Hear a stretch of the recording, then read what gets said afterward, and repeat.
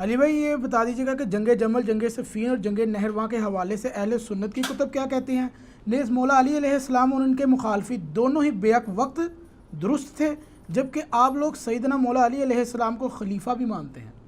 جی علی الحمدللہ ہم ان کو خلیفہ راشد مانتے ہیں اور ان کے مخالفین کو خطا پر مانتے ہیں۔ البتہ اہل سنت میں دو رائے پائی جاتی ہیں۔ جو نارمل اہل سنت ہیں وہ تو کہتے ہیں کہ مخالفین کی غلطی اجتہادی ہے، اور چونکہ وہ مجتہد تھے ان کو ایک اجر ملے گا اس خطا کے اوپر۔ اور جو ذرا دلیر قسم کے لوگ ہیں اہل سنت کے ہاں، جن کو پتہ ہے کہ یہ معاملہ کچھ اور تھا، وہ کہتے ہیں جی کوئی اجتہادی غلطی نہیں ہے، وہ غلطی اگر اجتہادی ہے بھی تھی تب بھی عمار ابن یاسر رضی اللہ تعالیٰ عنہ علیہ السلام کے شہادت کے بعد، ان کے قتل کے بعد، اس کے بعد تو کھل کے سامنے آ گیا کہ وہ بغاوت پر مبنی تھی، اس کے بعد تو غلطی سے رجوع کرنا چاہیے تھا۔ تو لیکن یہ طبقہ ذرا تھوڑا ہے، لیکن اس کے اوپر اتفاق ہے کہ غلطی سارے مانتے ہیں۔ بخاری اور مسلم دونوں میں حدیث موجود ہے، نبی علیہ السلام نے فرمایا کہ حاکم وقت اگر اجتہاد کرے اور اس کا اجتہاد صحیح ہو تو اسے اللہ تعالیٰ کی طرف سے 2 اجر ملیں گے، اور اگر اس نے اجتہاد غلط کیا تو 1 اجر اس کو ملے گا۔ یہ حدیث حاکم کے بارے میں تھی، یعنی مولا علی علیہ السلام اگر جنگ جمل صفین نہروان پہ معاذ اللہ غلطی پر ہوتے تو ان کو 1 اجر مل ہی جاتا،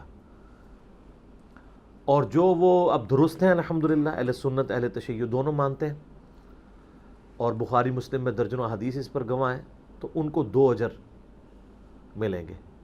مخالفین کے اجر کی تو کہیں بات ہی نہیں ہے، یہ خام خواہ گھسیٹ کے مخالفین کو اس میں شامل کرنا۔ اس میں الفاظ تو پڑھیں بخاری مسلم کے کہ حاکم وقت اگر اجتہاد کرے، حاکم کی پوسٹ بڑی ہے نا، کہ وہ اگر یہ اجتہاد کرتا ہے کہ مجھے اب ریٹ آف دی گورنمنٹ کو کوئی پارٹی چیلنج کر رہی ہے تو میں نے اب اس کے ساتھ کس طریقے سے بیہیو کرنا ہے، اور اس میں وہ پھر اگر قتال بھی ان کے خلاف کرتا ہے تو یہ اس کا ڈیسیژن ہے۔ جیسے سورۃ الحجرات میں ہے کہ اگر مسلمانوں کا کوئی گروہ باغی ہو جائے تو اس کے خلاف قتال کرو، یہاں تک کہ اسے یعنی مین سٹریم کے اندر لے آؤ۔ اس سورۃ الحجرات کی آیت کے تحت اہل سنت کی آپ تفسیر اٹھا کے دیکھ لیں تو وہ کہتے ہیں اس کی نمائندہ مثال سیدنا علی کی جنگیں ہیں، کیونکہ پہلے 3 خلفائے راشدین کی جنگیں جو ہیں وہ تو ان میں کوئی جنگ آپ کو مسلمانوں کے خلاف نہیں ملتی ہے۔ سیدنا علی کی جنگیں تینوں ہی مسلمانوں کے خلاف ہوئی ہیں، ان مسلمانوں کے جنہوں نے حاکم وقت کے خلاف بغاوت کی ہے۔ یہی وجہ ہے کہ سیدنا علی رضی اللہ تعالیٰ عنہ کی تمام جنگوں پہ آپ کو بخاری مسلم میں درجنوں احادیث مل جاتی ہیں۔ اور یہ میں نے جو واقعہ کربلا والا ریسرچ پیپر لکھا ہے 5B، جس میں 200 احادیث میں نے جمع کی ہیں، میں اکثر جس کا تعارف کرواتا ہوں، اس میں جنگ جمل صفین نہروان کے اوپر درجنوں احادیث بخاری مسلم سے موجود ہے۔ ایک تو ایک بنیادی حدیث جو جامع ترمذی، سنن نبی داؤد اور سنن ابن ماجہ کے اندر موجود ہے کہ نبی علیہ السلام نے اپنی وفات سے کچھ عرصہ پہلے خطبہ دیا، بڑا بلیغ، اور صحابہ کرام کہتے ہیں ہر آنکھ اشک بار تھی، اور یوں لگ رہا تھا کہ آپ علیہ السلام کا یہ الوداعی خطاب ہے، اور لوگ جو ہے وہ رو رہے تھے۔ تو آپ علیہ السلام نے فرمایا کہ تم میں سے جو کوئی زندہ رہا عنقریب وہ بہت اختلاف دیکھے گا، تو ایسی صورتحال میں تم میری اور میرے خلفائے راشدین کی سنت کو لازم پکڑ لینا، علیکم بسنتی و سنت الخلفاء الراشدین المہدیین، اور اپنی دانتوں سے اس کو، جڑوں سے، اس کی داڑھوں سے مضبوطی سے پکڑ لینا، اور دین میں نئی نئی بدعات سے بچنا، ہر بدعت گمراہی ہے، اور سنن نسائی میں الفاظ ہیں کہ ہر گمراہی دوزخ میں لے جانے والی ہے۔ تو خلفائے راشدین کی سنت کو پکڑنا اور ان کے مخالفین کو اہل بدعت کہنا، یہ نبی علیہ السلام نے خود فرمایا۔ یہ بدعت کی جو بنیادی ڈیفینیشن جو ہے، یہ کل بدعۃ ضلالہ و کل ضلالۃ فی النار، یہ ہے ہی بیسیکلی خلفائے راشدین کے خلاف ہے۔ اسی کانٹیکسٹ میں ہم سیدنا عثمان غنی رضی اللہ تعالیٰ عنہ کے خلاف جو بغاوت کرنے والے ہیں ان کو بھی بدعتی شمار کرتے ہیں، اور سیدنا علی کے خلاف جو بغاوت کرنے والے ہیں ان کا یہ عمل بھی بدعت ہے۔ اور سیدنا علی کے حوالے سے تو درجنوں احادیث موجود ہیں، میں نے اس ریسرچ پیپر میں ڈالی ہیں۔ اس میں ایک وہ بنیادی حدیث جو ساری جنگوں کو کور کرتی ہے، وہ مسند امام احمد میں حدیث موجود ہے، المستدرک للحاکم میں موجود ہے، سنن نسائی الکبریٰ میں خصائص علی والے چیپٹر میں ہے۔ نبی علیہ السلام اپنی ایک بیوی کے گھر سے باہر نکلے، اور صحابہ کرام کہتے ہیں ہمارے ساتھ سیدنا ابوبکر عمر بھی موجود تھے اور باقی اصحاب بھی۔ تھوڑی دور جا کے آپ علیہ السلام کی جوتی ٹوٹ گئی، تو آپ نے جوتی اتار کے اپنی سیدنا علی کو دی گانٹنے کے لیے، اور پھر کہتے ہیں کہ ہم چل پڑے پیدل. تھوڑی دور جا کے نبی علیہ السلام کھڑے ہو گئے کہ حضرت علی چونکہ جوتی گانٹ رہے تھے تو ان کا انتظار کرنے کے لیے. تو اس دوران پھر آپ علیہ السلام نے فرمایا کہ دیکھو اللہ تعالیٰ نے مجھے قرآن دے کر مبعوث کیا، لیکن ایز اے لاسٹ ریزارٹ مجھے قرآن پاک منوانے کی خاطر کافروں سے قتال کرنا پڑا. لیکن تم میں ایک ایسا شخص بھی ہے کہ جسے اس قرآن کی تعبیر کی خاطر مسلمانوں سے قتال کرنا پڑے گا قرآن منوانے کے لیے. تو سیدنا ابو بکر نے کہا انا یا رسول اللہ. آپ فرمائے لا. حالانکہ آپ علیہ السلام کا تقیہ کلام نہیں تھا لا، آپ لا کو اوائڈ کرتے تھے آخری درجے تک. سیدنا عمر نے کہا انا یا رسول اللہ. آپ فرمایا لا، بلکہ وہ شخص ہے جو میری جوتیاں کاٹ رہے ہیں. صحابہ دوڑے مولا علی کی طرف کہ آپ کے بارے میں یہ خوشخبری نبی علیہ السلام نے دی ہے کہ آن دا بہاف آف پروفٹ آپ مسلمانوں کے خلاف قتال کریں گے، جس طرح کہ نبی علیہ السلام نے قرآن منوانے کے لیے کافروں کے خلاف قتال کیا. تو سیدنا علی یہ بات سن کے صحابہ کہتے ہیں مسکرا پڑے. تو ہم سمجھ گئے کہ مولا علی کو یہ بات پتہ تھی کہ انہوں نے آن دا بہاف آف پروفٹ یہ جنگیں کرنی ہیں. اس صحیح حدیث کے بعد یہ تو وہم نکل گیا کہ سیدنا علی کو کسی جنگ کے اوپر کو پچھتاوا تھا. ان کو تو پتہ تھا کہ بھئی صحیح مسلم میں حدیث ہے علی سے محبت نہیں رکھے گا مگر مؤمن، علی سے بغض نہیں رکھے گا مگر منافق. صحیح مسلم 240. جس کی محبت ایمان کا حصہ ہو. اور اس حدیث میں تو خود مولا علی کہہ رہے ہیں صحیح مسلم کی کہ اس ذات کی قسم جس نے دانے کو پھاڑ کے اناج اگایا اور مخلوقات کو پیدا کیا، نبی امی نے مجھ سے یہ عہد لیا تھا کہ اے علی صرف مؤمن ہی تجھ سے محبت کرے گا اور صرف منافق ہی تجھ سے بغض رکھے گا. جس بندے کی محبت ایمان کا لٹمس ٹیسٹ ہو، اس شخص کو اپنے معاملات میں کیسے شک ہو سکتا ہے؟ ہو ہی نہیں سکتا. باقی یہ المصنف ابن ابی شیبہ میں جو روایتیں آتی ہیں کہ سیدنا علی جنگ جمل کے بعد روتے تھے، وہ اس لیے نہیں روتے تھے کہ ان کو یہ تھا کہ میں نے کوئی جنگ غلط کی ہے، وہ اس لیے روتے تھے کہ کاش مسلمانوں میں جنگیں نہ ہوتی.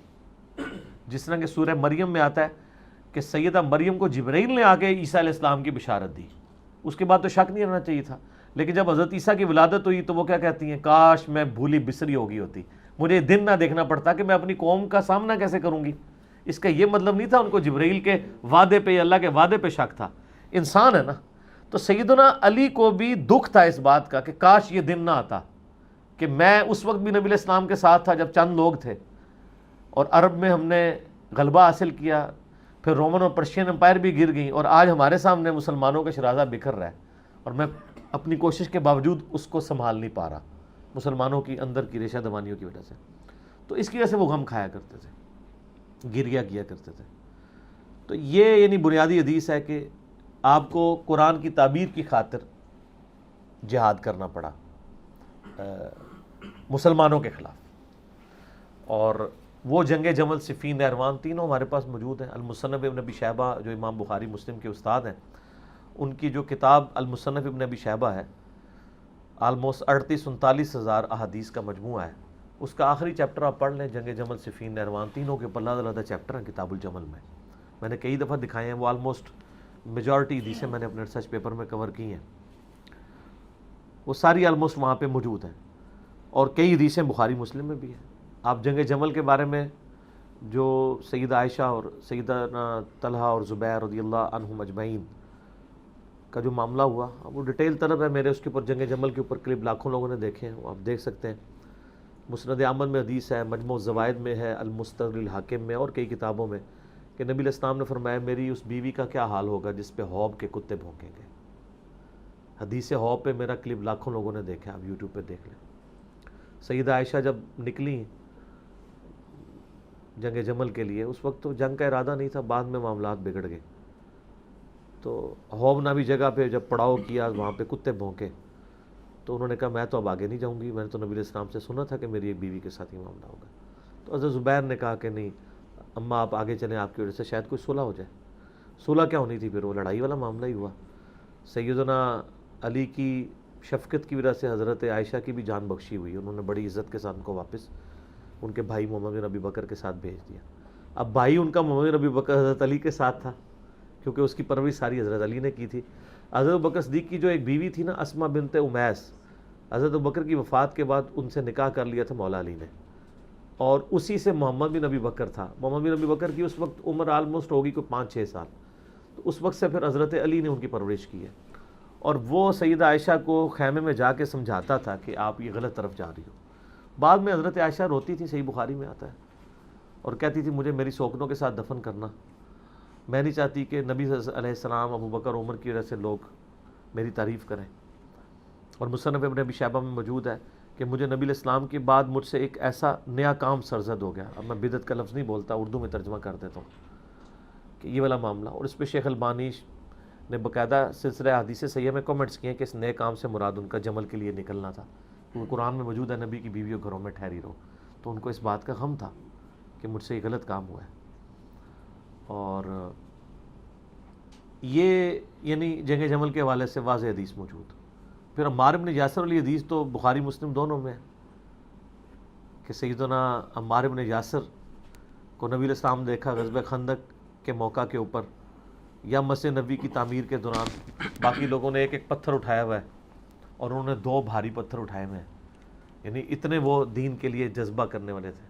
تو نبی علیہ السلام نے ان کی مبارک داڑھی سے مٹی جھاڑی اپنے ہاتھوں سے، اور پھر کہا وائے عمار، عمار افسوس ابن سمیہ، تجھے ایک باغی جماعت قتل کرے گی. تو انہیں اللہ اور جنت کی طرف بلائے گا، وہ جماعت تجھے دوزخ کی طرف بلائے گی. یہ الفاظ اتنے سخت ہیں کہ زبیر لزئی رحمہ اللہ تعالیٰ مجھے خود کہتے تھے علی بھائی میں کانپ جاتا ہوں جب یہ الفاظ پڑھتا ہوں کہ میں اس کی تفسیر کیا کروں کہ وہ جماعت تجھے دوزخ کی طرف بلا رہی ہوگی. تو اس پہ تو اتفاق ہے کہ وہ جماعت کون سی ہے. ٹھیک ہے. اگلے دن میں وہ بریلویوں کے ایک ناسبی مولوی کو سن رہا تھا، تو وہ اس کو کمپیئر کر رہا تھا حضرت زبیر کے ساتھ کہ حضرت زبیر، جب آپ کو پتہ نا سلسلہ حدیث صحیحہ میں شیخ البانی میں ساری روایتیں بھی جمع کی ہیں حاکم کے ریفرنس سے، کہ جب حضرت زبیر جنگ جمل کے لیے آئے نا تو حضرت حسن بن علی نے بتایا کہ آ گئے حضرت زبیر، آپ کے پھوپھی زاد آپ سے بڑا لاڈ کرتے تھے، آج تلوار اٹھا کے. تو حضرت علی نے ان کو پھر باہر نکل کے کہا کہ زبیر یاد ہے کہ نبی علیہ السلام نے تم سے ایک دن فرمایا تھا جب تم مجھ سے بڑا پیار کر رہے تھے کہ ایک دن تم علی کے خلاف تلوار اٹھاؤ گے، تم ظالم ہوگے. تو ان کو وہ حدیث یاد آ گئی تو وہ فوراً پلٹ گئے جنگ چھوڑ کے. تو یہ ہو سکتا ہے بھول جائے. قرآن میں آتا ہے کہ حضرت یوسف علیہ السلام نے جو 2 قیدی تھے، ایک قیدی کو جب آزادی ہونے لگی جس کی بشارت حضرت یوسف نے دی تھی اور کہا تھا اپنے بادشاہ سے میرا ذکر کرنا، یہ تو کبھی بھولنا ہی نہیں چاہیے تھا اس کو تو وہ 9 سال وہ بھول آ رہا. تو حضرت زبیر بھی بھول گئے تو کوئی ایسا مسئلہ نہیں. اگر کوئی اس حدیث پہ اعتراض کرتا ہے تو قرآن میں تو اس سے بھی بڑا واقعہ ہے، تو اس کا بھی آپ مذاق اڑائیں گے. یہ ہو سکتا ہے شیطان جب بھلا دے تو وہ حضرت علی کے فوجی نے جا کے قتل کر دیا.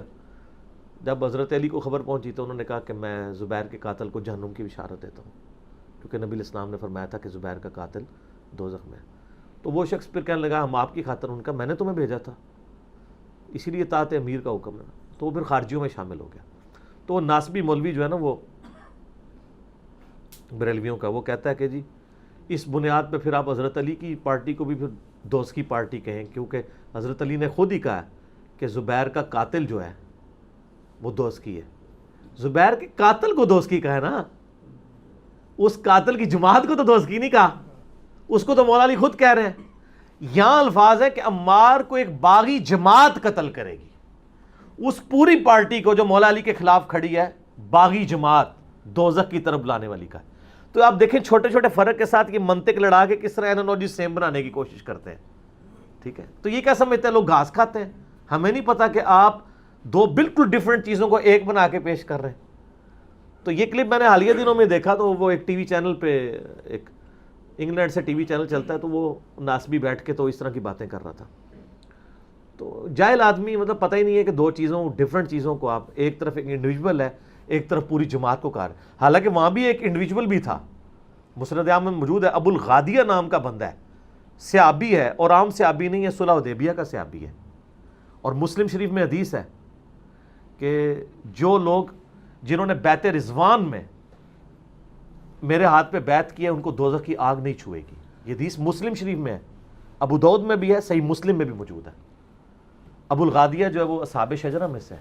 لیکن اس حدیث کے تحت دوسری طرف مسند احمد میں وہ خود ہی ابو الغادیہ کا چیپٹر آپ نکال لیں، ابو الغادیہ پوری زندگی روتے تھے کہ مجھ سے عمار ابن یاسر کا قتل ہو گیا، ٹھیک ہے، اور وہ کہتے تھے کہ نبی علیہ السلام نے تو فرمایا تھا عمار کا قاتل اور مال لوٹنے والا دوزخ میں ہے، وہ روتے تھے۔ اچھا، اب جو ناسبی ہیں نا وہ کہتے ہیں کہ نہیں، عمار کا قاتل اور مال لوٹنے والا دوزخ میں ہے، تو ابو الغادیہ جو ہے نا چونکہ اس کو فضیلت حاصل ہو چکی ہے اصحاب شجرہ کی، لہٰذا اس پہ یہ فٹ نہیں ہوگا۔ اچھا، حالانکہ خاص دلیل سے عام ختم ہوتی ہے، عام دلیل سے خاص چیز نہیں ختم ہوتی، وہ عام دلیل ہے، یہ خاص ہے، ٹھیک ہو گیا، یہ خاص چیز جو ہے اس کو عام دلیل سے ختم کر رہے ہیں۔ ویسے دوسری جگہ جو ہے نا ان کو جب کہنا وَإِذَا قُرِئَ الْقُرْآنُ فَاسْتَمِعُوا لَهُ، تو کہتے ہیں یہ تو عام ہے، خاص یہ ہے لا صلاۃ لمن لم یقرأ بفاتحۃ الکتاب، تو کہتے ہیں اس سے وہ عام ختم ہوتا ہے۔ ادھر انہوں نے اپنا قانون ہی الٹ کر دیا ہے، عام چیز سے خاص ختم کر دیا ہے۔ ایون ابن حجر اسقلانی نے بھی کیا، شیخ البانی رحمہ اللہ جو محدث اعظم سعودیہ تھے، پھر سعودیہ سے بھی چلے گئے۔ محدث اعظم سعودیہ اس لیے کہا جاتا ہے کہ سعودیہ کا مفتی اعظم بن باز کہتا ہے کہ میں نے نیلی چھتری کے نیچے اس سے بڑا حدیث کا کوئی عالم نہیں دیکھا۔ اس وقت مدینہ یونیورسٹی میں، ام القریٰ یونیورسٹی مکے کے اندر سارے استاد جتنے ہیں وہ سارے شاگرد ہیں شیخ البانی کے۔ تو شیخ البانی رحمہ اللہ نے پھر ابن حجر اسقلانی کے اوپر گرفت کیا ہے، انہوں نے کہا کہ یہ بہت غلط اجتہاد آپ نے کیا ہے۔ جب نبی علیہ السلام اس کو کہہ رہے ہیں کہ مار کا قاتل اور مال لوٹنے والا دوزخ میں ہے، تو اب اصحاب شجرہ والی جو فضیلت ہے اس سے وہ باہر نکل گیا، کیونکہ یہ اسپیسیفائی ہو گیا نا، یہ خاص دلیل ہوگی، ٹھیک ہے۔ باقی وہ دوزخ میں ظاہر ہے ہمیشہ کے لیے نہیں رہیں گے، یہ تو ہم بات نہیں کریں گے، جس نے کلمہ پڑھا الٹیمیٹلی ایک دن اپنا عذاب بھگت کے جنت میں چلا جائے گا۔ لیکن ابو الغادیہ صحابی بھی ہیں، مسند ابو الغادیہ پورا چیپٹر ہے مسند امام احمد میں، اور وہ مسند ابو الغادیہ نکال لیں تو اس میں یہی ساری حدیثیں ہیں، ان کی رونے کی اور یہ کرنے کرانے کی 4-5 حدیثیں ہیں ٹوٹل، ٹھیک ہے، حدیث کی کتابوں میں۔ تو وہ پوری زندگی روتے تھے اور کہ بھی عمار کا قتل مجھ سے ہو گیا، ان کو بھی یعنی اس چیز کا احساس ہو گیا، لیکن ان پہ صرف فٹ نہیں ہوا۔ بخاری کی حدیث ہے 2812، عمار کو ایک باغی جماعت قتل کرے گی، حالانکہ قتل تو ایک بندے نے کیا ابو الغادیہ نے، اور وہ رو بھی رہا ہے کہ میں نے انڈیویجول نے کیا ہے، لیکن پوری جماعت کو رگڑے میں آ گئی ہے، اس لیے کہ وہ جماعت جو ہے نا اصل میں وہ ایک بغاوت کے اوپر ہے، ٹھیک ہو گیا نا، اس نے پورا سٹانس لیا ہوا ہے۔ اس لیے تو المصنف ابن ابی شیبہ میں موجود ہے نا کہ مولا علی کہتے ہیں جب ان سے اہل صفین کے بارے میں پوچھا گیا، میں نے اس پمفلٹ میں بھی ڈالا ہے، انہوں نے کہا میں امید کرتا ہوں کہ میرے ساتھی تو ہے ہی جنتی، کیونکہ انہوں نے خلیفہ راشد کی طرف سے قتال کیا اور شہید ہوئے، میں امید کرتا ہوں میرے مخالفین بھی جو ہے وہ اللہ تعالیٰ ان کو معاف کر دے گا جن کو ان کے سرغنہ نے ورگلایا۔ پھر قیامت والے دن معاملہ اللہ کی بارگاہ میں میرے اور معاویہ کے درمیان طے پائے گا، ٹھیک ہے نا جی۔ یہ حصہ چھپا دیتے ہیں یہاں پہ کچھ اہل حدیثوں نے نا، یعنی حضرت علی کے مخالفین کے دفاع کے لیے کتابیں لکھی ہیں نا، تو وہ اتنا ہی لکھتے ہیں کہ دیکھیں حضرت علی تو خود کہہ رہے ہیں کہ میرے بھی جنتی ہیں، مخالفین بھی جنتی ہیں، آخری الفاظ نہیں نکالتے کہ پھر معاملہ میرا اور معاویہ کے درمیان طے پائے گا، ٹھیک ہے نا۔ یہ بھی حضرت علی کی اسیسمنٹ ہے، ہو سکتا ہے کہ صرف حضرت معاویہ والا معاملہ نہ ہو، باقیوں کا بھی ہو، یہ ان کی ایک امید ہے، انہوں نے کہا مجھے امید ہے، وہ تو اللہ نے فیصلہ کرنا نا، آخرت کا فیصلہ تو ہم یہاں بیٹھ کے نہیں دنیا میں کرتے۔ دوسری طرف مصنف ابن ابی شیبہ میں مولا علی نے قنوت نازلہ بھی پڑھی ہے، اللہم علیک بمعاویۃ و شیعہ، اے اللہ معاویہ اس کے شیعہ کو برباد کر، عمر ابن عاص اور اس کے شیعہ کو برباد کر، جو ہے ابا سلمی اور اس کے شیعہ کو برباد کر۔ ان کو تو انہوں نے معاف نہیں کیا۔ اہل جمل کے بارے میں تو آپ نے مطلب نرم رویہ رکھا ہے، کیونکہ ظاہر ہے وہ حضرت طلحہ بھی چھوڑ گیا، المصلی الحاکم میں آتا ہے، تو مروان نے خود ہی ان کے گھٹنے میں تیر مار دیا کہ اس کی وجہ سے جنگ مار گئے، تو اہل جمل کو بھی معاف کر دیا۔ اور آپ اہل نہروان والوں کے بارے میں آ جائیں تو بخاری مسلم میں حدیثیں ہیں کہ نبی علیہ السلام نے فرمایا تھا کہ اس طرح کی ایک قوم نکلے گی، اور جب میرے مسلمانوں میرے یعنی اس ماننے والوں میں مسلمانوں میں 2 گروہ بن جائیں گے، تو ان میں سے جو گروہ اقرب الی الحق ہوگا وہ قتال کرے گا اس خوارج کی جماعت کے ساتھ، ٹھیک ہے، وہ روئے ارض کے سب سے بہترین لوگ ہوں گے، وہ خوارج کے خلاف لڑنے والے مولا علی کے ماننے والے لوگ جو جنگ نہروان ہوئی ہے۔ اب یہ اقرب الی الحق سے وہ پھر لیتے ہیں، کہتے ہیں جی اس سے پتہ چلا دوسرا بھی حق پہ ہے، نہ دوسرا حق پہ ہو تو بخاری کی وہ حدیث کہاں جائے گی کہ دوزخ کی طرف بلانے والی جماعت، باغی جماعت۔ اقرب الی الحق جو ہے یہ عربی کا سٹائل ہے. پھر میں نے اس پمفلٹ پہ باقاعدہ اس کا جواب دیا ہے کہ اس سٹائل کی یہ تو آیت ہے نا, سورہ آل عمران کی آیت نمبر 167 ہے. غزوہ احد کے موقع پر اللہ تعالیٰ نے منافقین کے لیے کہا کہ وہ اس وقت کفر کے زیادہ اقرب تھے ایمان کی نسبت. تو اس کا مطلب منافقین میں ایمان بھی تھا؟ نہیں, منافق تو ہوتا ہی کافر ہے. تو کہا اقرب, یہ اقرب کا مطلب حق والا اس کے تحت. اور سورہ الکبریٰ البیہقی میں عمار بن یاسر نے فرمایا کہ اہل شام کو یہ نہ کہو کہ وہ کافر ہیں, بلکہ کہو کہ وہ فاسق ہے اور ظالم ہے, کافر ان کو نہ کہو. تو جنگ نہروان کے بارے میں بخاری مسلم میں تو بہت زیادہ حدیثیں ہیں کہ نبی علیہ السلام فرمایا میری امت کے بہترین لوگ ہوں گے جو خوارج کے خلاف قتال کریں گے. تو جمل, صفین, نہروان یہ سب کی سب جنگیں جو ہے نا وہ ان پہ مولا علی کو حق پہ مانا جاتا ہے. باقی رہا اجتہادی والا معاملہ, تو میں نے بتایا کہ دلیر لوگ جو ہیں وہ تو مانتے ہیں. میں نے مسند احمد سے حدیثیں پیش کی ہیں کہ امیر شام کے سامنے جب عمار بن یاسر کا سر لا کے رکھا گیا, انہوں نے ادھر بھی تعویل کر دی ہے کہ ہم تو اس کے قاتل نہیں ہیں, نہ علی لے کے آتا تو نہ قتل ہوتا. پھر حضرت علی تک جب بات پہنچی انہوں نے کہا پھر حمزہ کے قاتل نبی علیہ السلام ہے, نہ حمزہ کو لے کے جاتے ہیں تو انہوں نے قتل ہوتا. یہ پکی دی تھی, مولا علی بھی پکی دیتے سر. الزامی جواب, اینٹی وینم. تو یہ مطلب اس طرح کی لیم ایکسکیوزز اس زمانے میں لوگ پیش کرتے تھے. اب یہ آپ اگر یہاں پہ حدیثیں پڑھیں تو میں نے یہاں پہ ان حدیثوں کے اینڈ پہ نا علامہ بدر الدین عینی حنفی, دو امام ہیں جنہوں نے ایک زمانے میں بخاری کی شروحات لکھی ہیں. ابن حجر اسقلانی 852 ہجری میں فوت ہوئے ہیں, فتح الباری لکھی ہے, پوری دنیا میں مشہور ہے. اسی زمانے میں 856 ہجری میں یہ فوت ہوئے ہیں علامہ 855 ہجری میں بدر الدین عینی. انہوں نے لکھی ہے عمدۃ القاری, بخاری کی شرح. ٹھیک ہو گیا. تو وہ اس کی شرح میں حدیث نمبر 7083, بخاری کی ایک حدیث ہے 7083, اس کی شرح کرتے ہوئے بدر الدین عینی لکھتے ہیں کہ امام کرمانی نے کہا کہ سیدنا علی اور حضرت معاویہ دونوں ہی مجتہد تھے. زیادہ سے زیادہ یہ ہے کہ حضرت معاویہ کو اجتہاد میں خطا لاحق ہوئی, ان کو 1 اجر ملے گا, جبکہ سیدنا علی کو 2 اجر ملیں گے. تو پھر امام بدر الدین عینی نا انجینئرنگ کرتے ہیں ان کے اس جملے کی. وہ کہتے ہیں میں کہتا ہوں کہ حضرت معاویہ رضی اللہ عنہ کی خطا کو اجتہادی خطا کیسے کہہ دیا جائے, اور ان کے اجتہاد پر کیا دلیل ہے, حالانکہ ان کو یہ حدیث پہنچ چکی تھی جو میں نے بیان کی بخاری مسلم کی, جس میں رسول اللہ صلی اللہ علیہ وآلہ وسلم نے فرمایا تھا افسوس ابن سمیہ کو ایک باغی جماعت قتل کرے گی, اور ابن سمیہ عمار ابن یاسر ہیں, اور ان کو حضرت معاویہ کے گروہ نے جنگ صفین میں قتل کیا. کیا حضرت معاویہ اس پہ راضی نہیں ہے کہ ان کو برابر چھوڑ دیا جائے, چہ جائے کہ ان کو سیدنا علی کے خلاف بغاوت کرنے پہ 1 اجر بھی ملے؟ وہ کہتے ہیں اجر سنا رہے ہیں ان کو صحابی ہونے کے سے اللہ تعالیٰ چھوڑ دینا, یہی ان کے لیے فضیلت کافی ہے. تو اجر کہتے ہیں کہاں سے؟ اور آپ کو مزے کی بات بتاؤں, ملا علی قاری, ٹھیک ہے نا, اس نے بھی جو مرقہ لکھی ہے نا شرح مشکات, اس میں بڑے سخت الفاظ لکھے ہیں انہوں نے کہا کہ یہ کون سا اجتہاد ہے یار, اگر اجتہاد مان لیجیے تو سارے لوگ ہی اپنے اجتہادات پیش کرنا شروع کر دیں گے.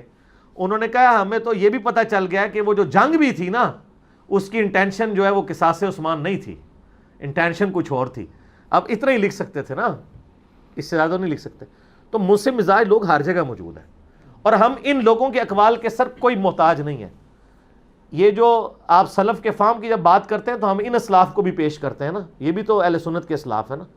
تو آپ اپنے اسلاف کو اپنے جیب میں رکھیں, ان کو ہم اپنے جیب میں رکھتے ہیں. آئیں بخاری مسلم سے فیصلہ کرتے ہیں. نبی علیہ السلام جب فرما رہے ہیں عمار کو باغی جماعت دوزخ کی طرف بلانے والی قتل کرے گی, اس سے جو رزلٹ نکلتا ہے وہ آپ نکال لیں. اچھا, اور پھر یہ ایسے ظالم ہیں کہ یہ اس طرح کی چیزیں لکھ کے نا تو میرے اوپر تھوپ رہے ہوتے ہیں کہ دیکھو یہ تو اہل شام کو کہتا ہے کہ دوزخی جماعت ہے. یہ تو نبی علیہ السلام نے کہا, اور ان کی مثال اسی طریقے سے ہے. جب ہماری یہاں نئی دعوت لانت ہوئی نا, ریسرچ پیپر نمبر 1 میرا ہے رسول اللہ کی آخری وصیت ہے صلی اللہ علیہ وسلم. اس میں نے ایک حدیث بخاری کی لکھی کہ حضرت عمر فاروق رضی اللہ تعالیٰ نے کہا انا کننا نتوسل الیک, اے اللہ پہلے ہم تیرے نبی کے وسیلے سے تیری طرف دعا کرواتے تھے. تو ظاہر آپ تو حضور فوت ہو چکے تھے, تو ہم ان کے چچا کو لائے, ان کی دعا کی برکت سے ان کے وسیلے سے تیری طرف متوجہ ہوتے ہیں, ہم پہ بارش نازل فرما. صحیح بخاری میں 1010 نمبر حدیث ہے. تو بارش نازل ہو جاتی. یہ پمفلٹ میں حدیث لکھی ہوئی تھی. یہ پمفلٹ ایک بریلوی عالم کو پہنچا.